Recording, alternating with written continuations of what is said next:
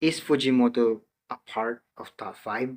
I mean, it kind of depends on what you consider what you value in storytelling, or what you value in how mangaka creates his characters. Because that's exactly what I'm going to talk about today, on how uh, Fujimoto creates these characters where they don't seem what they seem. Very simple characters, but they're not exactly what they seem they are. Fujimoto created this very surface level storytelling, or at least a goal in these characters. Where, let's say, of course, Denji, very surface level, all right. But when you actually watch the anime or read the manga, it's completely actually very in depth. He's manipulated because of it. Let's say, for example, I have three examples actually. Let's say Aki, for example. When we first introduced by him, he's very cold.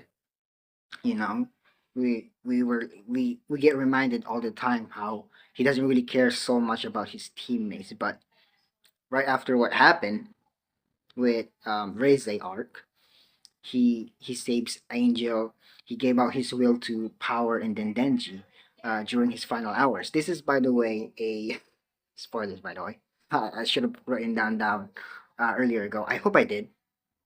I hope I did, because wow, like the words just came out of my mouth. No, I didn't even remind all of you that it's going to get spoilers. But yeah, that's the thing about Aki. That's one of the examples about one of the characters by Fujimoto. Now, next one, Makima. He's a laid back character. She's calm. That's probably one of the reasons why I loved her so much.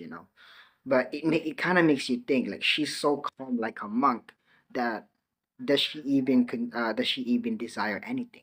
Then we get to learn that she does, actually.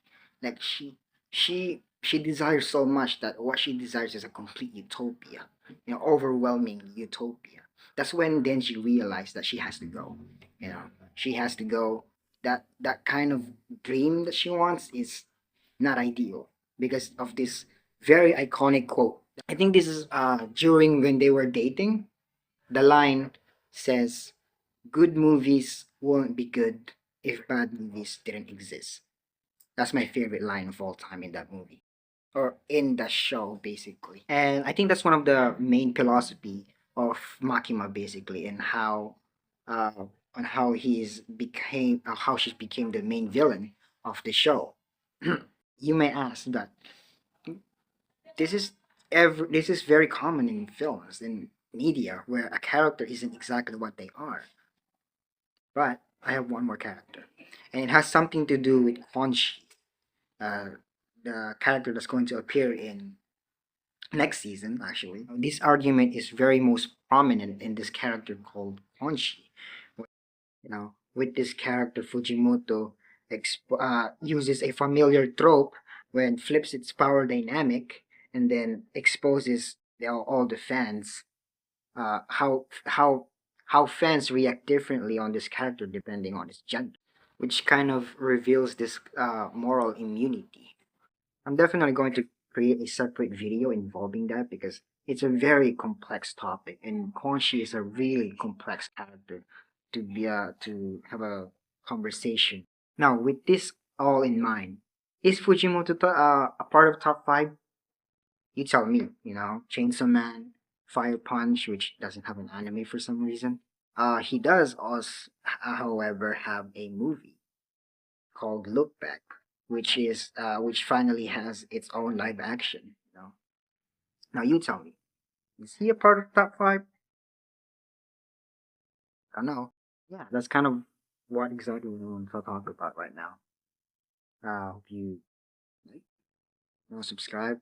I'm trying to post every 3 to 4 days, I guess. I I I, I didn't try to.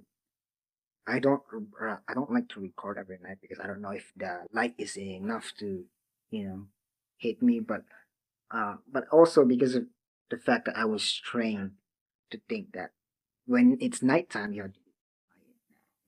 So, and I can't I can't record it during the day, because I was like completely asleep.